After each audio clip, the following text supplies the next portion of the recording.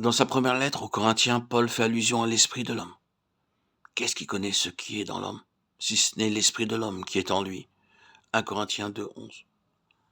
C'est par notre esprit que nous nous connaissons nous-mêmes, d'une connaissance plus approfondie que ne serait celle de l'intelligence.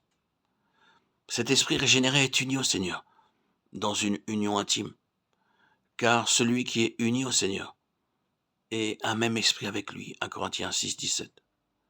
L'esprit de Jésus et notre esprit ne forment qu'un seul esprit, de sorte que quand l'esprit se meut dans notre esprit, nous marchons avec lui, dans une union parfaite de notre esprit avec le sien. Comment cela peut-il se faire?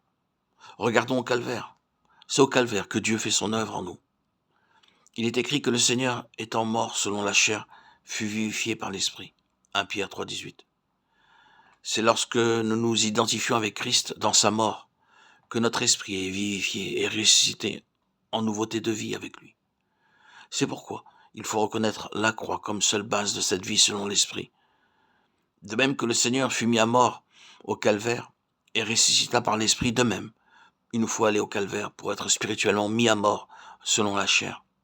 La chair doit être regardée comme crucifiée, Galates 5, 24, afin que le croyant puisse marcher selon l'esprit, jour après jour, et ne pas accomplir les désirs de la chair, Galates 5, 16, 25. Il faut que nous soyons amenés toujours plus profondément à cette communion intime avec Christ dans sa mort.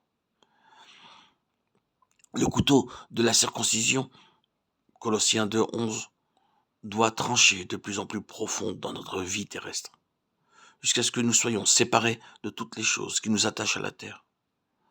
Notre esprit ne peut demeurer, se mouvoir et vivre en Dieu, à moins que nous ne soyons disposés à laisser le Saint-Esprit nous amener à une conformité parfaite avec Christ en sa mort.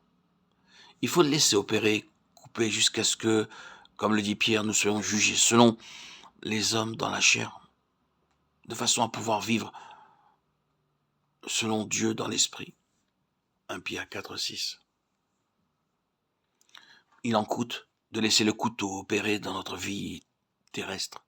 Mais à moins que Dieu ne coupe de plus en plus profondément, aucun de nous ne comprendra combien nous sommes entièrement attachés aux choses de ce monde. Souvent, nous pensons avoir été crucifiés avec lui en sa mort. Alors Dieu nous place devant de nouvelles circonstances.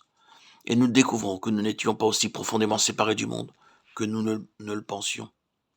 Il est grand, le prix que nous avons à payer pour obtenir cette union intime et cette victoire qui en découle, en esprit, sur les puissances des ténèbres. Mais nous désirons non seulement une victoire personnelle, mais être amenés au point où Dieu peut avoir, par nous, cette complète maîtrise sur cette puissance satanique que les apôtres connaissaient bien. Jésus les envoya avec la mission de chasser les esprits malins. Ils devaient être ouvriers avec lui. Pour la délivrance actuelle de toute l'Église de Dieu, il nous faut arriver à tout prix à connaître la pleine victoire en Christ.